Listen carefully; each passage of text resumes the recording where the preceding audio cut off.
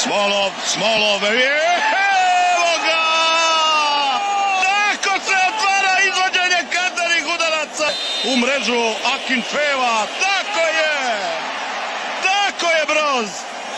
Suba, Džagojev, 1-1.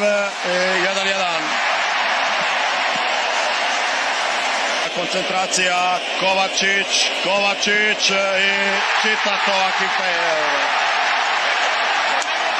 Zabio je iz igre, ne mora iz 11 terca. Fernandez, tako je, čaram baram. Modrić ulazi, srce mi je stalo od vratnice. Ignjašević, to je sigurni 2-2.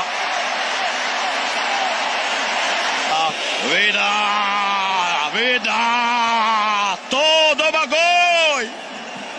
Rajev i Kuzjajev sigurno 3-3. Rakitic!